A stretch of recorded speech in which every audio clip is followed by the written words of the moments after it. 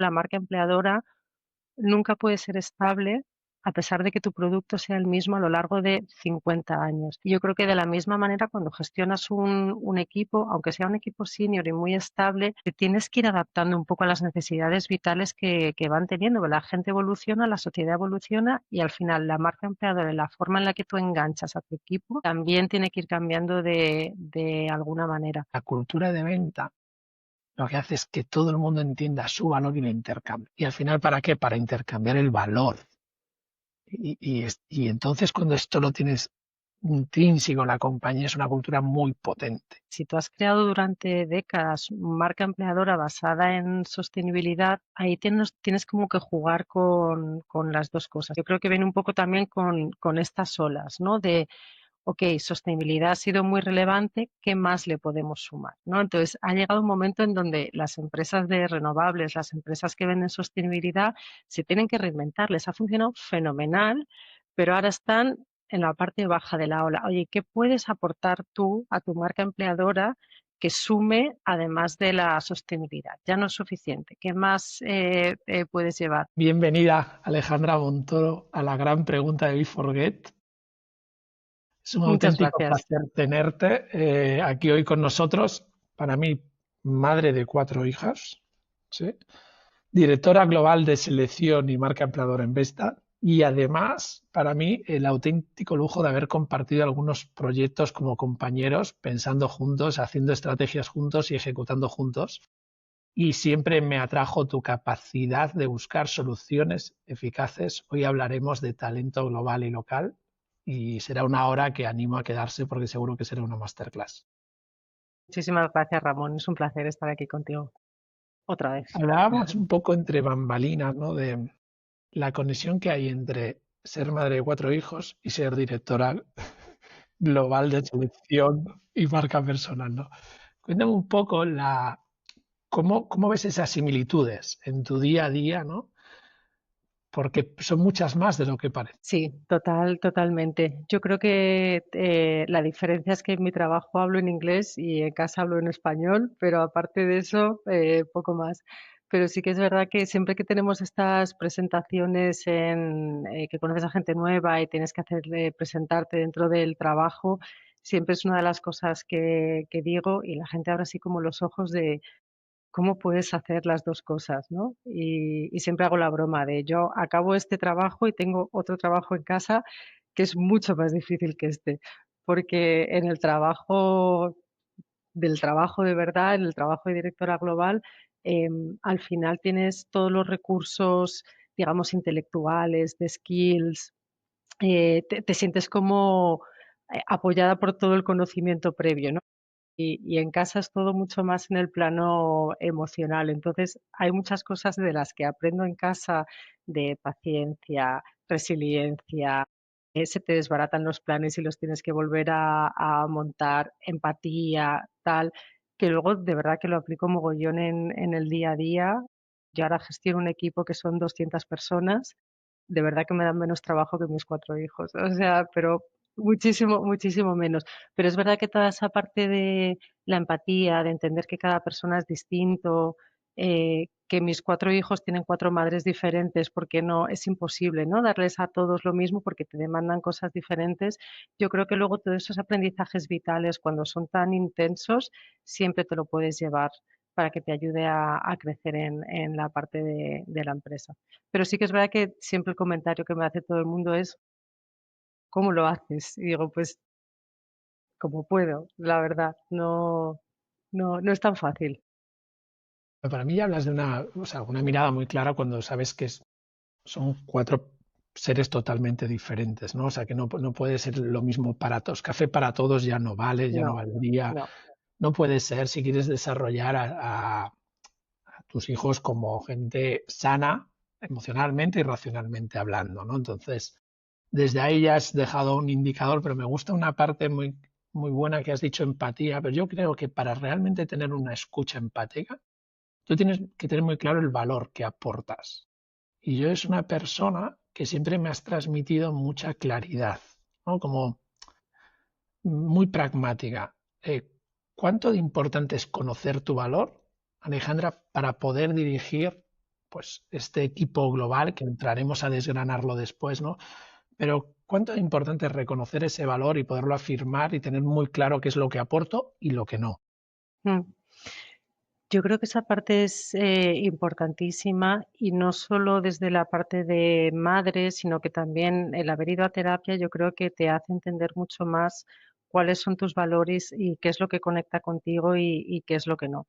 Y yo creo que en todas las empresas multinacionales, al final, como vivimos en este mundo que cada vez va estando un poco más menos tangible y más volátil, em, sí que es verdad que siempre pasas por la empresa por momentos como de enamoramiento y de disengagement, ¿no? Que te sueltas un poco y siempre tiene que ver con cómo está impactando con tus valores ese momento en el que está la empresa, ¿no? Cuando está en un momento de crecimiento y puedes hacer temas de innovación y puedes tirar para adelante proyectos que son chulos, que hacen que tu equipo crezca, que te deja em, enseñarles nuevas cosas, desarrollarles. Yo creo que esas son las etapas de enamoramiento, pero inevitablemente todas las empresas siempre van pasando por olas y cuando estás en una ola o en temporadas un poco más bajas es cuando empieza a chocar un poco con tus valores y ahí que es cuando yo creo que es más importante ser un poco auténtico y decidir, ok, ¿cómo navegamos esto? Siendo también, sin que signifique que yo estoy renunciando a mis valores, ¿no? Entonces, temas más que tienes que ser un poco más resiliente, cómo le comunicas a tu equipo, oye, estamos pasando por épocas un poco más complicadas, volvemos a los básicos. Los proyectos de innovación que hemos hecho han estado fantásticos, vamos a pasar por una etapa, a mí me gusta más estabilización. Entonces, hemos implementado cosas cuando nos han dejado, vamos a estabilizarlas, vamos a asegurarnos que la operación es sólida, que estamos haciendo un buen delivery. Todo es Spanglish, perdona, pero que estamos haciendo un buen delivery hacia negocio de lo que estamos haciendo. Entonces, cuando la empresa nos habla de resiliencia, tiempos duros, hay que tener más accountability, ser más responsable, porque ahora la empresa necesita que estemos todos juntos. Yo a mi equipo me gusta, por ejemplo, traducírselo como etapa de estabilidad, centrémonos en la operación, estabilicemos lo que tenemos y empecemos a buscar eficiencias pequeñas donde no tengamos que vender grandes proyectos, pero donde nos sentamos cómodos nosotros. Y yo creo que esa parte del lenguaje importa. No, no es lo mismo hablar de tienes que ser fuerte, tienes que ser resiliente, a decir vamos a estabilizar lo que tenemos y vamos a hacerlo mejor, vamos a hacer una mejor entrega. Fíjate, o sea, me encanta escucharte, ya te lo digo Alejandra, porque bueno, sigue siendo la experiencia de esta de claridad. Al final estás hablando y hay una etapa que tenemos, que estamos más centrados hacia afuera, hacia la innovación, hacia los proyectos grandes, en donde queremos influenciar de manera positiva en el negocio, hacer cosas que sean muy disruptivas, pero esto sería insostenible. Y si no le metemos estabilidad y operativa, Exacto. al final son cohetes que tampoco, porque has conectado con que no te hacen sentir bien, ¿no? Y yo creo que los cohetes prolongados en el tiempo tampoco te hacen sentir bien. Poco, no, Entonces, al final es como hacerles ver que, oye, ¿cómo buscamos un equilibrio y que tiene que ir en armonía con el negocio? exacto. ¿Sí? Entonces, claro, entender esto es como si nos vamos a casa, ¿no? Y ahora vienen bien dadas, podemos irnos de vacaciones, pero en toda familia hay un año, pues oye, tú puedes hacer una inversión grande, tal, que no te vas de vacaciones. O sea, bueno, pero ¿qué vamos a estabilizar? Vamos a estabilizar y vamos a generar una operativa para que esto engrane mejor y nos permita otra vez. Yo creo que estos dos ritmos, tal como los has expresado, son claves y forman parte de la persona. Y si te toca jugar en uno o en otro, da igual, estás a jugar, estás a aportar valor, ¿no? Y hay roles, y hay personas, y hay equipos que son más de estabilidad y operativa y otros que son más de influenciar y finalizar las cosas de manera excelente. Y esto, me imagino que en los equipos es algo que tú buscas mucho en esta parte de selección del talento, equipos equilibrados. Cuéntame un Sí. poco esto. La verdad es que yo tengo muchísima suerte con el equipo que tengo ahora y cuando estabas diciendo esto me recuerda mucho cuando yo estaba en Vodafone. y Ángel me decía, es que eres muy buena iniciando proyectos, pero luego tienes que quedarte con ellos y tienes que ir dándoles forma, no, te pone mucho el subidón, pero luego ¿qué pasa después? Y yo creo que es que ahí los equipos son súper importantes, porque ahora tengo la suerte de que mi equipo me da esa parte de estabilidad. Entonces es verdad que a mí me gusta mucho el tema de la innovación, mejorar proyectos, pero un poco así con fuegos artificiales, tal, que me gusta un montón la página en blanco, es que me mola. No lo puedo evitar. Pero luego cuando tienes un equipo debajo que es senior, es cuando he empezado a experimentar ok, es que esto lo puedo entregar hacia abajo y que ellos gestionen la operativa, yo me puedo centrar más en personas, porque no me tengo que centrar tanto, porque obviamente el equipo es lo suficientemente grande como para que yo no tenga que hacer la estabilización como tal, sino que entonces mi foco pasa de proyectos a más personas. Y ahora estoy en un momento más de personas, de sentarme con ellas, ver cómo están gestionando el cambio, ver cómo lo podemos seguir, cómo tenemos que ir cambiando los proyectos que estábamos estabilizando para que estén mejor alineados con cómo se están sintiendo ahora.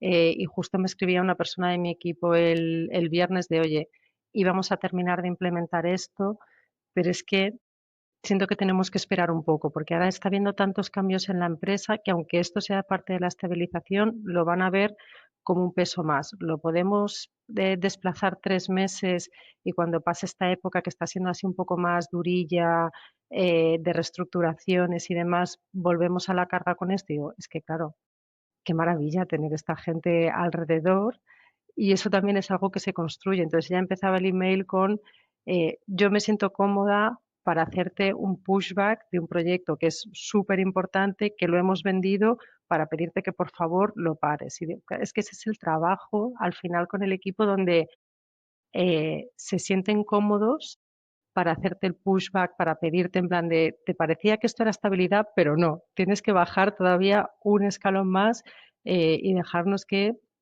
terminemos de cerrar esta etapa como de sí, más resiliencia, reestructuración en la empresa, demasiadas noticias están volando, vamos a dejarles un poco más de espacio. Entonces, para mí la clave ha sido tener el equipo que tenía por debajo. Como individual contributor, como contribuidora individual, cuando no tenía equipo debajo, me costaba mucho más hacer esa ola. Y yo creo que también es un poco ser consciente de cómo es uno y dónde encajan mejor sus cualidades y de qué necesita o de quién necesita rodearse para que todo el equipo brille más.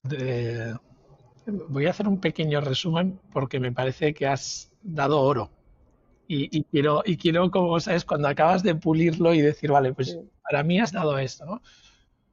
Lo primero, la fortuna de conocerte tanto como para poder haber trabajado con gente tan maravillosa como Ángel, poder haber hecho tu terapia, o sea, es una fortuna. Todo esto es una fortuna y una suerte, o sea, aparte de un compromiso, ¿no? Pero, ojo, y entonces, claro, que te digan, pues mira, eres una gran impulsora, pero después hay que hacerlo tuyo y ser capaz de coordinar todo el proyecto para que tenga el impacto que te imaginas de un día, ¿no? Claro, eso lo viene desde tu autoconocimiento.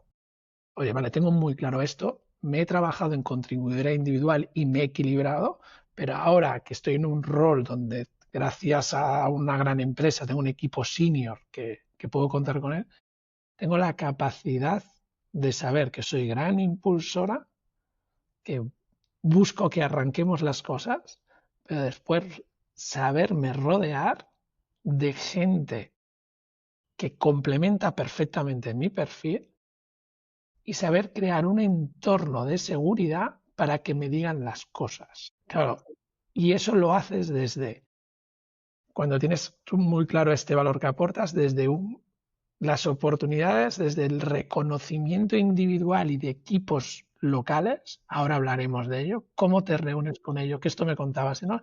Es que estoy con ellos, es que los escucho, es que vengo de una reunión con Australia, estás dedicas tiempo a tu reconocimiento, al reconocimiento, el tuyo ya lo tienes, pero el de los demás, sus necesidades, tanto individuales como en equipos, como a nivel global de la empresa, o sea, tú tienes que manejar todos y estás enfocada en el desarrollo. pero has entendido que el desarrollo muchas veces no tiene que ver de impulsar una más, sino de ser capaz de, oye, me están pidiendo que el desarrollo es parar porque, y entonces arrancamos para permitir ese desarrollo más sostenible, porque para eso manejas una multinacional, que al final es, oye, tengo todas las herramientas, pero nosotros necesitamos la sostenibilidad. Tenemos el lujo de poder pensar a largo. Entonces, creo que esto es muy importante. ¿Cómo eres capaz de conectar con los equipos locales y el mundo global para reconocer sus necesidades y ahí ver oportunidades y seguir implementando proyectos de desarrollo? ¿Cómo es tu día a día para conseguir esto? Pues ahora mismo, no sé, te diría que el 80% de mi trabajo son reuniones y el otro 20 son mails.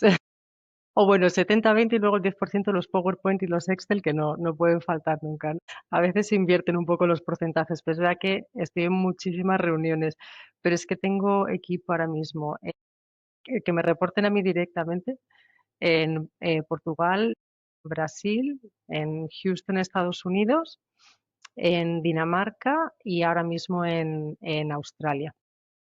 Entonces, como tenemos usos horarios incompatibles, yo realmente a mi equipo solo le puedo juntar 1 hora cada 2 semanas. Ese es el tiempo que tenemos de equipo todos juntos. Y todo lo demás es o bien porque yo me estoy sentando con ellos uno a uno o bien porque les pido conectar para proyectos. Oye, estás teniendo este problema en India, pues sabes que la persona que está en Dinamarca le pasó una cosa parecida, puedes contactar con ella, por favor, tiene un PowerPoint perfecto que te va a ayudar a entender.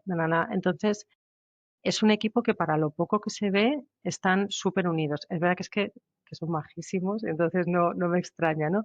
Y luego nos reunimos 1 o 2 veces al año en algún país en España, en Dinamarca, en Portugal, en Irlanda, estuvimos hace un año y estamos 2 o 3 días juntos y hacemos un poco de curro de estrategia y luego siempre hacemos medio día, un día donde nos vamos y hacemos y conectamos a nivel personal y nos vemos con ropa de calle, nos vamos a dar una vuelta por la ciudad con un tour de estos baratitos. Hablamos de los hijos, los padres, los maridos, los no, cosas que de verdad que es que son súper importantes. Em, Porque luego cuando hay veces que hay cosas personales que les están afectando en su trabajo, pues ya saben que yo lo sé y que pueden contar conmigo. Entonces, esa parte es súper importante. Pero para lo poco que se ven juntos, trabajan súper bien, están coordinadísimos. Y yo creo que ahí está un poco el factor humano. El cómo puedes ser tu ejemplo, siendo tú auténtica, honesta, diciendo, pues es que hoy no me puedo conectar porque tengo un niño enfermo. Y soy directora global, pero es que eso no me hace tener una varita que mi hijo deja de estar enfermo. Entonces yo creo que ser vulnerable y auténtico genera como una microcultura en el equipo que para mí es súper importante. Y me pasa lo mismo. Tuve el gran ejemplo de Rebeca y Ángel en Vodafone y uno aprende un poco de sus mentores, ¿no? Entonces yo ya sabía que había cosas que el día que yo tuviera equipo quería implementar sí o sí. Y esa parte humana que ellos tenían, yo tenía muy claro que eso yo en mi equipo lo tenía que tener. Es obligatorio. Además es muy coherente hablando de selección de talento, ¿no? O sea, porque hablas de Rebeca y de Ángel, que el cariño es enorme, ¿no? Pero también todo el aprendizaje que hay. Y aquí sacas algo para mí como muy importante, que es la parte vulnerable. Yo creo que la gente puede llegar a entender mal la parte vulnerable, ¿no? Y bien entendida me parece que es la base de cualquier equipo de alto rendimiento. Es decir, yo muestro mis vulnerabilidades, pero no como queja o no como debilidad, sino como genero confianza, porque soy uno más. Entonces, si tengo un hijo enfermo y me quedo en casa, soy uno más. Si me pasa esto y lo comunico, por lo cual hoy me verás un poco cara rara, bueno, que sepas que es esto, pero estoy, ¿sí? Y entonces eso va generando una confianza. Claro, cuando tú eres capaz de generar este clima de confianza, siendo ejemplo, porque además es lo que has dicho, o sea, no con palabras, sino siendo ejemplo, o sea, siendo la que lo haces es un poco como en casa, que algunas veces volvería a conectar con casa, pero es que papá o mamá hoy están justitos. Así que vamos, yo voy a poder dar hasta aquí, ¿sí? O sea, que vamos a ver cómo podemos entre todos, ¿sí? Que cada uno asuma más su responsabilidad, porque yo creo que eso es al final lo que vas haciendo cuando eres capaz de generar esa cultura de vulnerabilidad y esa parte de gestionar los conflictos que salen de forma natural, tú empiezas a generar un compromiso, un engagement. Y yo creo que esto tiene que ver con marca empleadora, con tal, que es el engagement, ese compromiso, pero empezando por uno mismo. Ese compromiso. Entonces, se me apetece también indagar en cómo se genera ese compromiso con la marca, pero con el desarrollo personal de cada uno. Yo creo que allí también es que vivimos en unos tiempos un poco complicados, ¿no?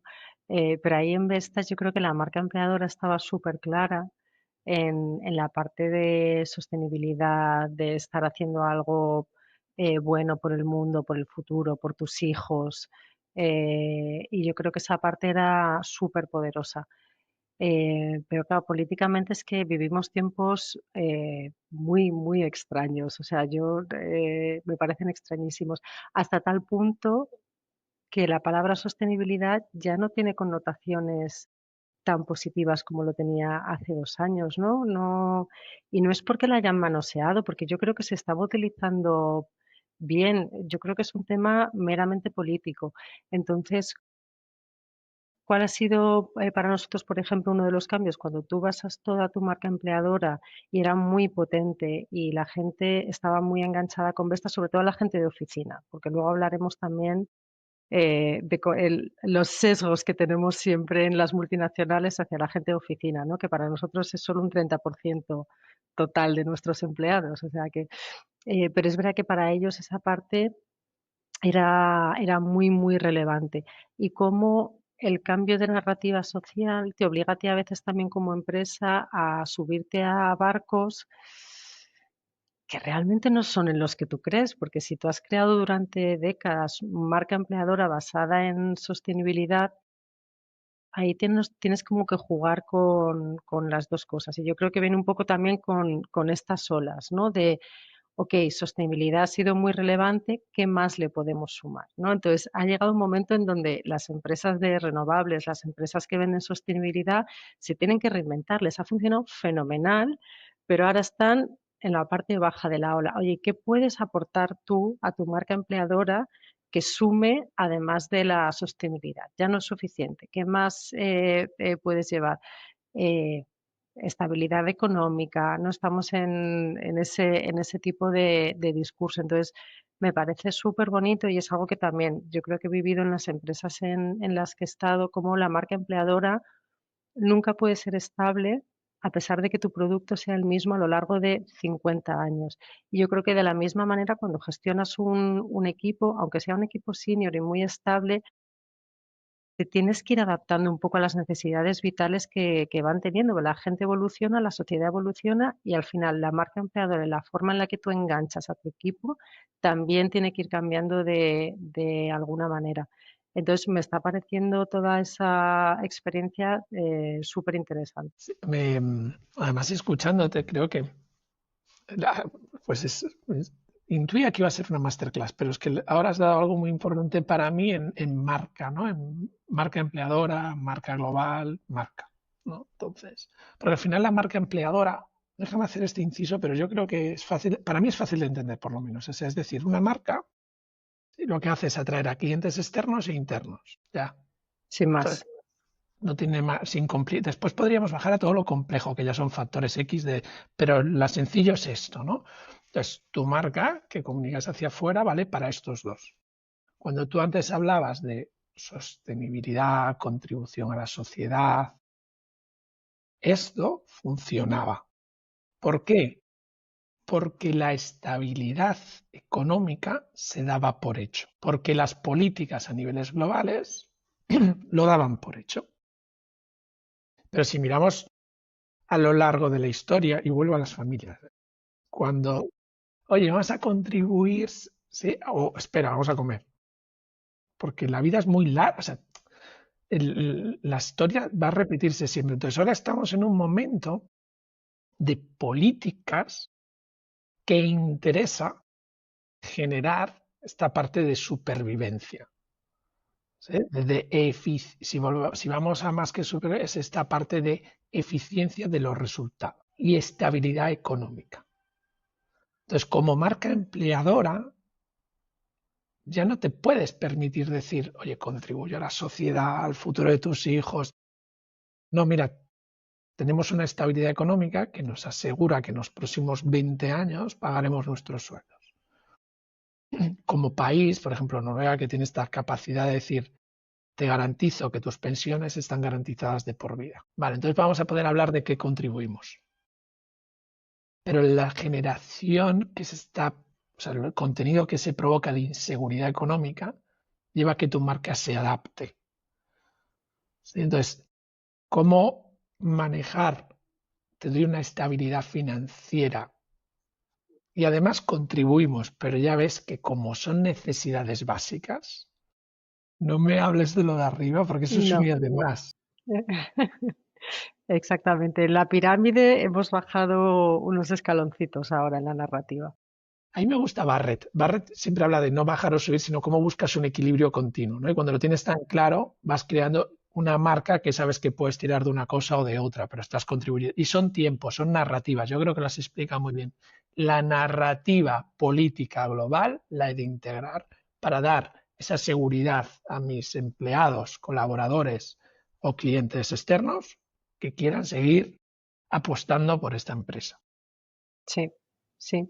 Y eso al final es lo mismo, ¿no? Esa misma narrativa es la que estamos interiorizando. Entonces decimos, tiempo de estabilizar, tiempo de buscar proyectos donde busquemos eficiencias pequeñas, no es tiempo de hacer grandes inversiones para buscar el retorno de la inversión, sino la inversión ya están hechas, ahora hay que buscar, ahora es cuando hay que buscar ese retorno con lo que se ha traído antes, ¿no? Entonces, es a nivel político o geopolítico se genera una narrativa que compra la marca de la empresa o que la empresa eh, trae hacia su marca y al final genera un impacto en la cultura de la compañía, en los empleados y en el engagement a través del cambio de prioridades que se dan dentro de la compañía, ¿no? Y yo es algo que lo veo claramente en nuestra compañía ahora mismo, que estamos en ese momento de eficiencia de, oye, nuestros números están bien, estamos en positivo, pero vamos a buscar ese extra de seguridad y de margen para asegurarnos que esto es sostenible a 100 años vista, ¿no?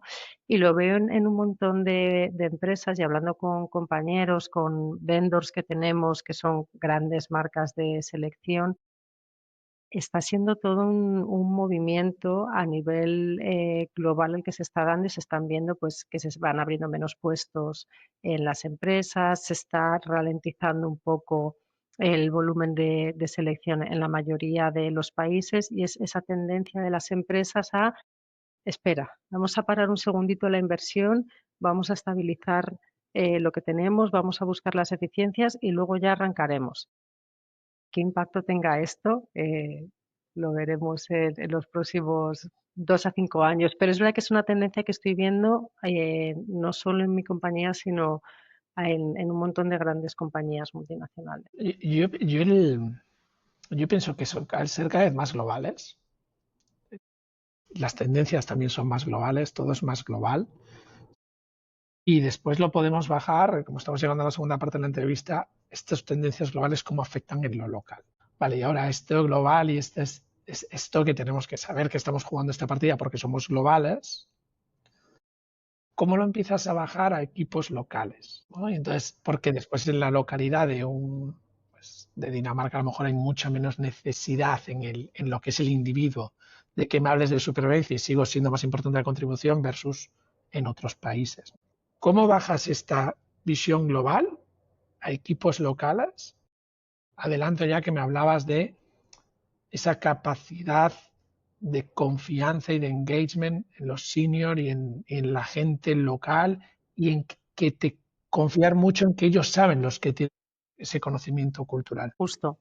Yo creo que en compañías tan matriciales y tan globales, nosotros tenemos 35.000 empleados, intentar hacerlo todo global, sobre todo cuando es selección, que es un área que es muy operativa, yo creo que al final tienes que tener patitas regionales, como mínimo. Si no las tienes por países porque no tienes suficiente operación, pero las patitas regionales son indispensables. Entonces, yo tengo una persona de mi equipo en cada región que tenemos, en la que se divide Vestas, y para mí eso es fundamental, porque primero, a nivel legislación, es que no tiene nada que ver un país con otro, sobre todo cuando te mueves, según te vas moviendo de continente, se parecen menos todavía, ¿no?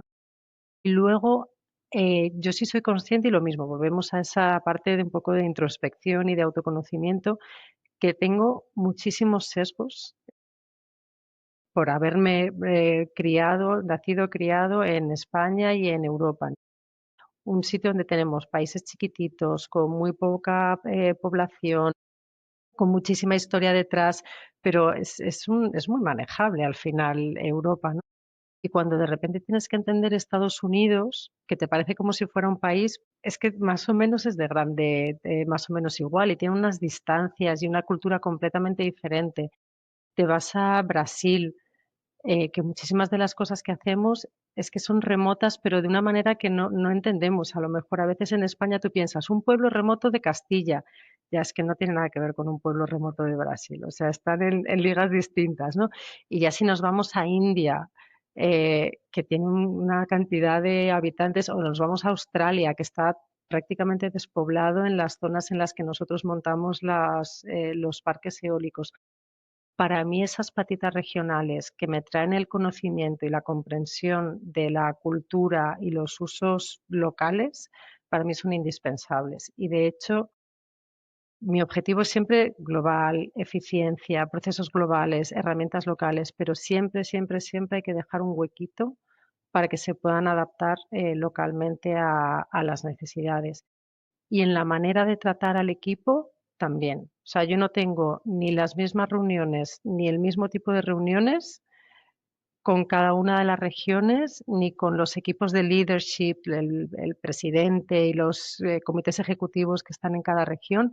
La relación es diferente y me piden cosas distintas.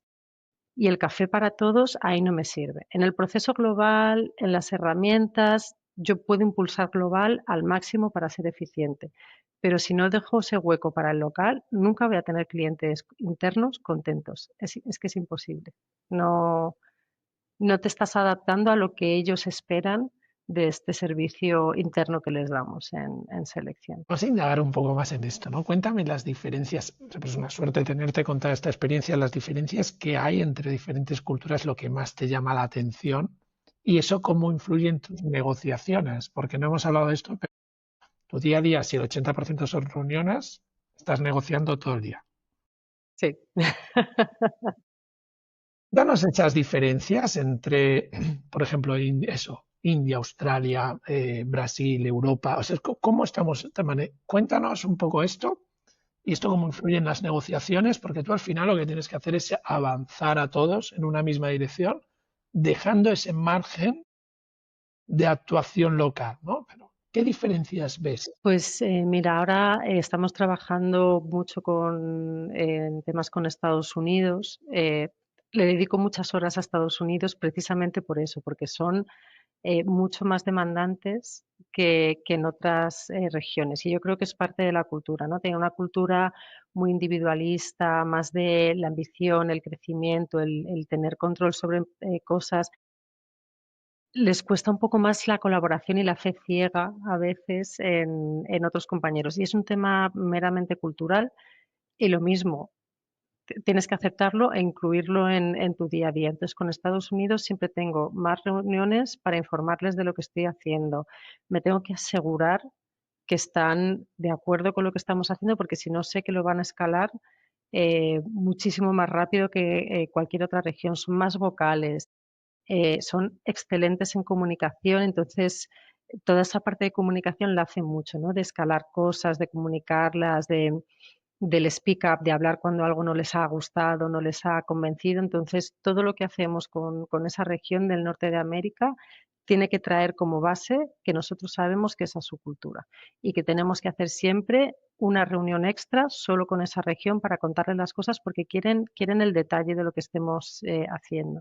Y luego tengo en el espectro opuesto, por ejemplo, a India, que es una sociedad mucho más jerárquica, donde la jerarquía se respeta tanto que hay veces que el feedback tarda mucho en llegarte o no llega, o en Filipinas. Y ahí lo que vemos que pasa es que normalmente, y hablo de mi equipo, y de cómo generamos el partnership con los hiring managers, aceptan muy rápido el proceso global, pero luego pasados 6, 12 meses vas y rascas un poco y te das cuenta que lo han adaptado sin comunicarlo en absoluto. Entonces, esa parte te da mucha menos visibilidad, esa parte de la seguridad psicológica, de hablar, de decirle al jefe, esto aquí no lo estás haciendo bien, no existe tanto. Es que decidir, o les dejas, porque también es su cultura, porque si les obligas y da igual cuántas veces le preguntes, te van a decir, sí, no hay problema, lo hacemos. Entonces también tienes que respetar la cultura, luego les dejas que lo implementen y sabes que tienes que ir a ver cómo lo han implementado 6, 12 meses después y empezar a pulir las cosas que, oye, se saltan el proceso global y están creando ineficiencias, están generando costes innecesarios. Siempre hacen extras. O sea, ellos, la forma de adaptar el proceso global es que le añaden 2, 3 extras porque necesitan dar un servicio de mucha más calidad internamente.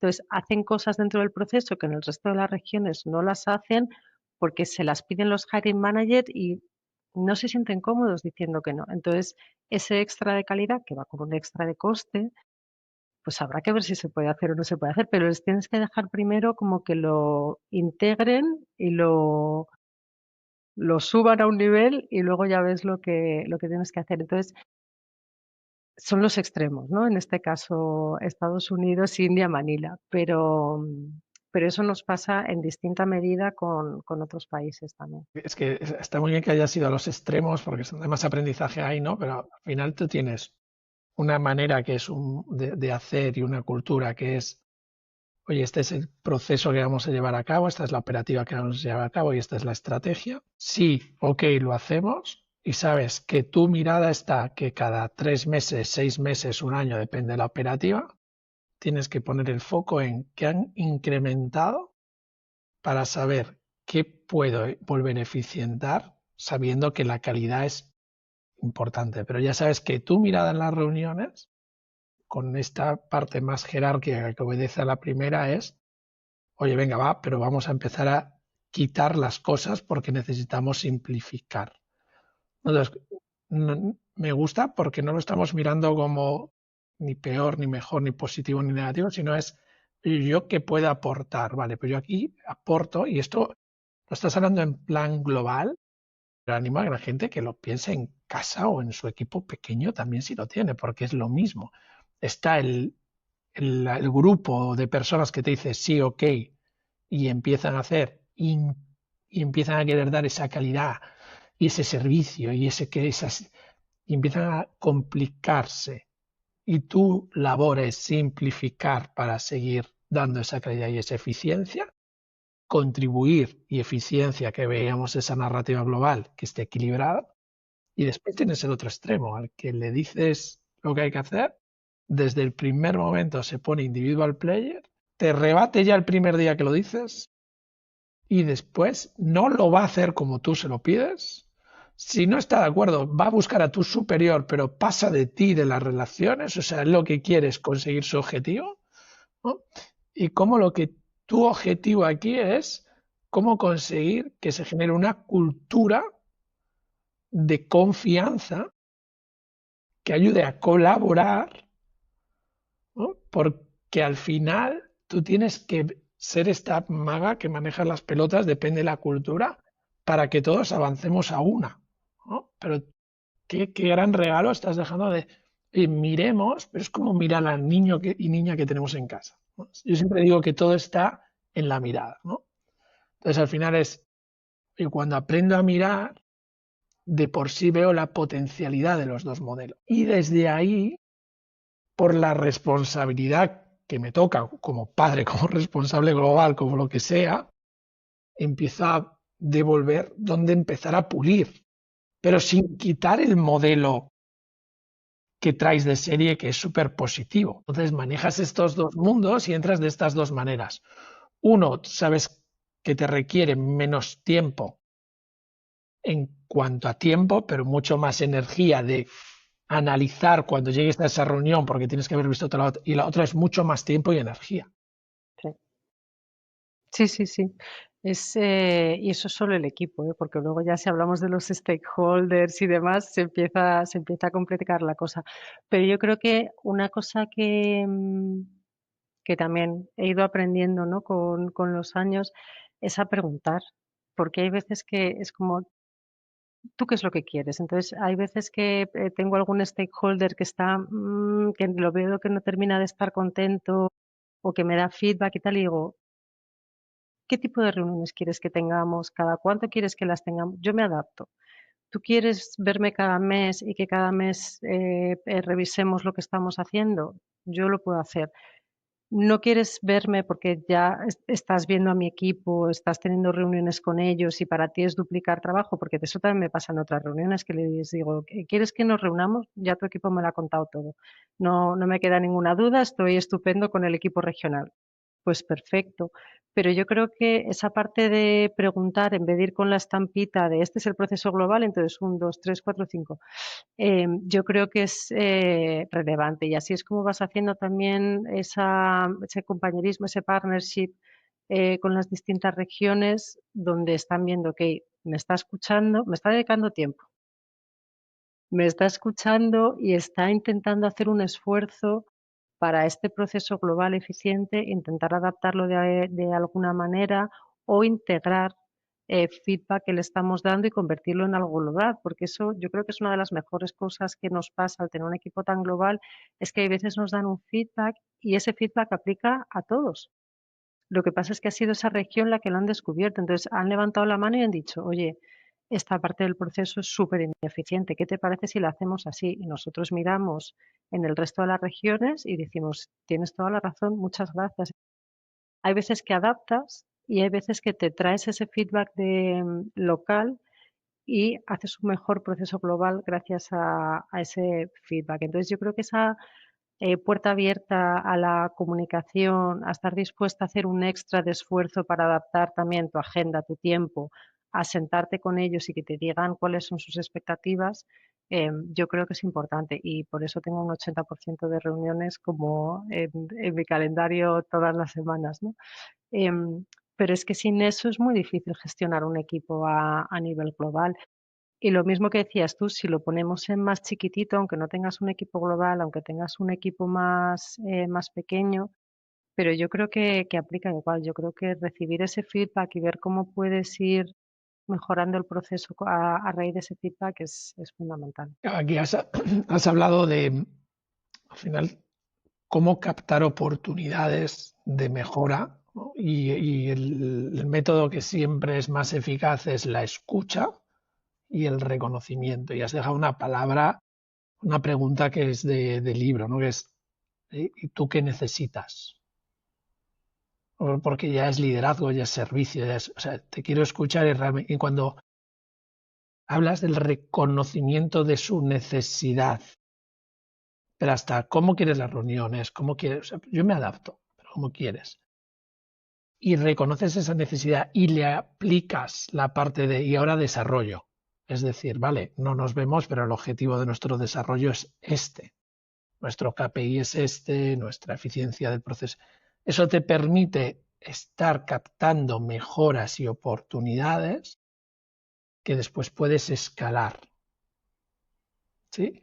Y claro, ahí te viene la parte de, oye, vamos a hablar de negociación pura, ¿no? De, venga, cojo esta oportunidad que veo que es global y me toca negociar. ¿Cómo negocias estos procesos para conseguir que hagan aquello que se propone?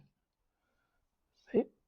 Y también cómo te encuentras claro, porque ya dabas pistas, ¿no? En India y todo esto es jerárquico, sí, después tengo que estar pendiente que el otro me rebate, pero ¿cómo son tus procesos de negociación? ¿Cómo es tu modelo de negociación para que todo vaya avanzando? La verdad es que eso a mí esa parte me divierte mucho, ¿no? Porque para empezar una negociación, primero has tenido que tener como un plan, qué es lo que quieres vender, ¿no? Y yo siempre he dicho que yo si tuviera que vivir de las ventas, yo me moría del hambre. Pero es verdad que en esta parte, cuando tienes proyectos y lo que necesitas es una negociación, es una cosa distinta, ¿no? Y ya sea internamente o con los vendors, me parecen siempre conversaciones em, no sé, me resultan súper interesantes y al revés de lo que mucha gente pueda pensar, no me resultan incómodas porque normalmente lo que hago es justo esa parte, ¿no? O sea, primero ofreces y dices qué es lo que necesitas, cómo podemos ayudarte, etcétera, etcétera. Y normalmente cuando vas para vender algo ya has hecho ese primer contacto, ¿no? Ya hay un, oye, te hemos escuchado a ti, pero también al resto de regiones y creemos que esto es lo que debemos implementar. Entonces ya vas a la negociación con el punto extra de la relación que has establecido previamente, ¿no? Yo creo que lo que me parece más complicado es ir a una negociación con alguien a quien no has visto todavía, que es la primera reunión que tienes. Y me pasó hace un par de semanas también con alguien de leadership muy arriba en la compañía y me tocó sentarme con él. Habíamos hecho no tan buen trabajo en algunos momentos porque es la parte de fábricas y es súper complicada, ¿no? Y me senté con él y le dije, hablemos, ¿no? Y lo primero que hizo fue contarme toda la parte de business. Y me pareció tan interesante que al final esa fue la devolución, ¿no? De qué interesante esta reunión, no tenía estas expectativas, me está encantando esta conversación, para que lo hagamos mejor la primera vez, ¿qué te parece? Sí, ti, ti, ti. Entonces yo creo que esa parte de conectar de alguna forma con la persona que tienes enfrente, escuchar, mm, hacerle una devolución y luego hacerle la petición, yo creo que es algo que a mí por lo menos me funciona. Y es verdad que con los stakeholders con las que ya tengo una relación, tengo muy buena relación porque está basada en ese no hemos venido aquí a pelearnos y aquí a lo que venimos es a mejorar las cosas que tenemos en la empresa. Entonces, dame tu conocimiento y yo te doy el mío. Y también esa actitud de aquí somos expertos cada uno en su tema, vamos a ver cómo colaboramos para llegar a algo mejor, yo creo que es fundamental. Aunque no seas una persona especialmente de ventas, extrovertida, a veces no hace falta, a veces es más escuchar y conectar. Te agradezco mucho esta intervención porque hay dos cosas, ¿no? Que para mí son importantes. Entraré en la parte primero que has dejado ya y hablemos de ventas, ¿no? Yo no creo que no fueses capaz de hacerlo, ni nadie fuese capaz de hacerlo. Es más, yo creo que todos somos un vendedor y vendedora adentro. Lo que pasa es que lo hemos metido con un estereotipo de vendedor, que es el que has dicho al final, que es el extrovertido y hacia afuera. ¿Sí? Y ese vendedor, que es ese sesgo de vendedor extrovertido y hacia afuera, es caduco, ya no vale. Y esto es lo que en las ventas tanto estamos cambiando. Que si no conoces tu modelo de vendedor va a ser muy difícil que vendas. ¿Por qué? Porque ya no vale el anterior. Sí, entonces, la cultura de venta en una organización, yo siempre digo que es la más difícil de integrar. Que todos vendemos es la más difícil, ¿no? Y esto lo he discutido mucho con Rebeca. ¿Por qué? Porque la cultura de venta lo que hace es que todo el mundo entienda su valor y lo intercambie. ¿Sí? Y al final, ¿para qué? Para intercambiar el valor. Y entonces cuando esto lo tienes intrínseco en la compañía es una cultura muy potente, ¿no? Y lo has llevado a la negociación. Y yo creo que en la negociación has puesto un ejemplo muy concreto que siempre ayuda de, oye, llego a una reunión con una persona que tiene mayor responsabilidad y mayor poder que yo en la organización y lo que hago es escuchar. ¿Y escuchar de qué? De lo que él sabe. ¿Por qué? Porque cuando yo escucho de lo que él sabe y lo integro, sus necesidades, sus objetivos de negocio, con lo que yo sé, le puedo devolver un objetivo común con unos KPIs de indicadores que diga que vamos por el camino y desde ahí le empiezo a presentar soluciones, avances, negociaciones en su idioma, no en el mío, en el suyo, que es el de negocio. ¿Cómo te presentaré esto? Mira, va a impactar en esas necesidades que tú tenías aquí, aquí, aquí, y lo que vamos a hacer, que sé que para ti es indiferente, pero te lo comento, es esto.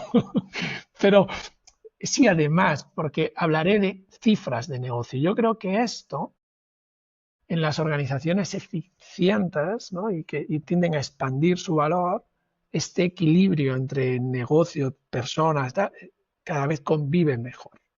Entonces, esta unión, estos dos mundos, que ya no es que yo lucho por los míos, pero tú por el mío, no, no, estamos a una, es lo que has dejado claro en esa reunión que tienes. En las otras, tú tienes muy claro lo que quieres, ya tienes un engagement con la persona y sabes que, oye, vas a recibir objeciones bloqueantes o retadoras que has de saber argumentar como forma natural de un proceso, ¿no? Pero me quedo con la primera, porque da mucha pista de cómo talento ya habla con negocio y hay objetivos comunes y esta es la nueva forma de actuar. No es que vivamos en dos mundos paralelos. Y yo una de las cosas que me he acostumbrado a hacer y que genera más trabajo, pero luego funciona mucho mejor, son los pre-read, que ahora están muy de moda. Es, oye, tenemos una reunión, yo un par de días antes te voy a mandar toda la información, el PowerPoint, PowerPoints que a veces son un poco densitos, lételo. Y entonces le mandé y le dije, esto es toda la información que yo te puedo contar. Létela y dime de qué quieres hablar en la reunión. Y llegué a la reunión y le dije, ¿quieres que presente el PowerPoint? Y me dijo, no hace falta. De todo lo que me has enviado, quiero hablar de esto y de esto. Entonces, ellos ya saben, de todo esto es mi libro. De todo esto podemos hablar. ¿Qué es lo que a ti te interesa? De todo esto, Entonces, lo mismo, tú has dedicado un montón de tiempo a poner todo en un PowerPoint para que luego esa persona que tengas enfrente te elija dos temas de todo, del postmortem, de las oportunidades, del coste, del tal, y elige dos temas y en eso te centras, pero genera mucha más confianza, le das también el espacio de a mí esto es lo que me está preocupando y esto es de lo que quiero que me hables en la reunión, y te das espacio para en vez de eso, leer tu libro en la reunión e ir en plan de esto es lo que hacemos en selección, te da mucho más tiempo para decir, "Oye, cuéntame de negocio, cuéntame qué es lo que estás haciendo, por qué estás seleccionando a esta gente, porque a mí me llueven las requisition, pero yo a veces no sé de qué nube están cayendo. O sea, ¿estás haciendo algún cambio estratégico? ¿Qué tipo de gente necesitas en estos equipos que estás montando? Entonces, entender la parte de negocio en selección es súper distinta. Y luego al final de la reunión dijo, es que en selección tenéis muchísimo impacto en negocio, porque dependemos de vosotros para poder empezar el proyecto on time o 3 meses después. Entonces dije, efectivamente, entonces necesitamos estar en la primera reunión en la que hables del proyecto. No dejes que nos lluevan las requisitions cuando ya lo estáis lanzando sin saber nada. Méteme en la primera reunión que hables sobre este proyecto y yo iré a donde tú me digas que es interesante, no es confidencial, lo que sea.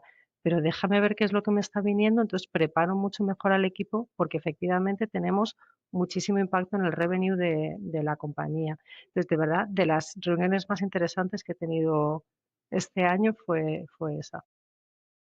Sí, claro, has hablado de algo, dices que ahora está muy de moda, ¿no? Eh, bueno, yo creo que me alegra que sea una moda, pero Sí. para mí, fíjate, hay algo que saco de ahí, ¿no? ¿Cómo generas el estímulo en la otra persona? Pues dejando claro tu valor. Si tú mandas un PowerPoint con todo tu valor, dices, esto es todo el valor que aporto a la compañía, te lo mando antes y te digo, y para tu dolor, tú me dirás dónde quieres indagar. Claro, al final para mí hay una parte que se llama compromiso en eso. Cuando tú estás comprometido, te adelantas. ¿Sí? Y entonces potencias la responsabilidad individual del otro y te enfocas en resultados. Entonces ya estás hablando de una colaboración de alto rendimiento, de un equipo de alto rendimiento. ¿Por qué? Porque estás fomentando esa responsabilidad individual y esa orientación a resultados, pero desde el ejemplo. Sí, entonces, claro, para mí hablas mucho durante toda la entrevista de esa cultura de liderazgo que es ese servir. ¿Y qué es? Me lo explicaba una vez bueno, otra persona así a nivel global, ¿no? En el CEO de Randstad y me decía, yo si veo que hace falta compañerismo, me pongo a servir cafés. Si veo que o sea, detecto la necesidad y soy el ejemplo de. Me Entonces yo creo encanta. que toda esta parte, al final como líder lo estás dejando súper claro. ¿No? O sea, ¿qué es lo que hago? Detecto necesidades. Yo tengo muy claro mi valor, detecto las necesidades, has explicado millones de maneras de detectar necesidades, desde reunir one-to-one de equipo, con gente arriba, con gente abajo, pero todo el rato estás detectando oportunidades.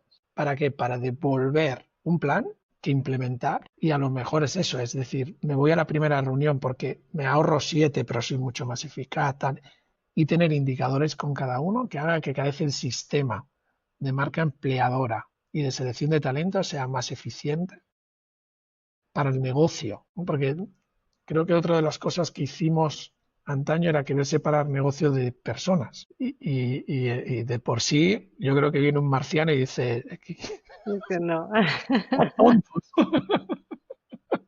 Lo miraría desde arriba diciendo, pobrecitos, necesitan ayuda. Y estamos en este integrar, ¿no?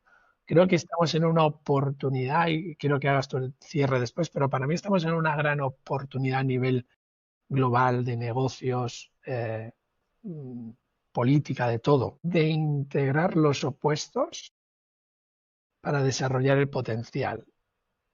O sea, de integrar contribución al planeta, a la sociedad versus eficiencia, integrarlos y desarrollar de ahí un potencial.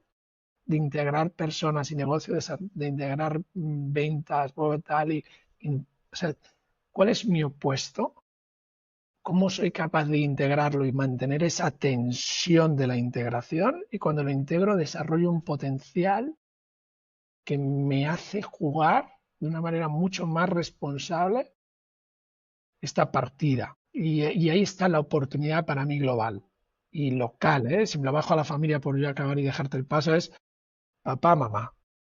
¿Cómo los dos opuestos hacen el esfuerzo de integrarse sabiendo las diferencias, pero hay un objetivo común? Entonces ahí se desarrolla una familia de salud y bienestar, un negocio, lo que sea. No, yo creo que hoy has dado una masterclass de cómo buscamos hacer eso desde la cultura del servicio. Que hablar contigo siempre es un placer absoluto, Ramón, porque es que consigues coger el discurso, coger lo que está diciendo la otra persona y lo pones de una forma tan didáctica, tan bonita siempre. Eliges siempre la palabra perfecta para ponerle nombre a todo. Es que siempre es maravilloso, de verdad. Tienes un don con eso, ¿no? Coges y le das forma y mantiene la esencia, pero le das ese extra. Entonces siempre es algo que creo que es un don que tienes que no mucha gente tiene, la verdad. Sí, además lo asumo como responsabilidad que es, ¿no? Y me divierte sabiendo que tiene sus pros y sus contras. Pero es verdad que me esfuerzo, o sea, todo lo que hago es verdad que es un regalo para mí poder hacer esto, pero sobre todo aprender tanto de personas como tú, ¿no? Que tenéis la generosidad de parar una hora, compartir todo lo que hacéis desinteresadamente. Y esto me parece que es generosidad, no es otra palabra, y ese es el valor del cambio. Y en la sociedad sabemos que estamos en un cambio. Bueno, pues la generosidad es este valor. Te digo que es generoso y también tengo un punto egoísta porque siempre me ayudas muchísimo a ordenar los pensamientos. Y este tipo de charlas, yo creo que a veces te van saliendo cosas y luego como tienes ese arte maravilloso, de verdad que para mí ha sido como una hora de reflexión sobre liderazgo, sobre la compañía, sobre cómo estamos haciendo las cosas y me voy con cositas que quiero seguir trabajando, ya solo hablando contigo me voy con alguna cosa que quiero seguir trabajando y hacerla más explícita y explicarla mejor, e intentar, coger algunas de las cosas que has dicho para llevármelas. O sea que muchísimas gracias, de verdad. Gracias a ti. La verdad que siempre dar esa claridad y esa paz es algo que me he propuesto y es una maravilla ver que te llega y ver que eso va a tener un impacto en tu compañía, que al final es cuando tiene un sentido. Gracias, Alejandra. Mil gracias, Ramón. Hasta aquí la gran pregunta de hoy. Si quieres seguir creciendo como líder, entra en beforget.com/modelo y descubre paso a paso cómo ser un líder que consigue resultados exponenciales, porque tú te mereces la exponencialidad.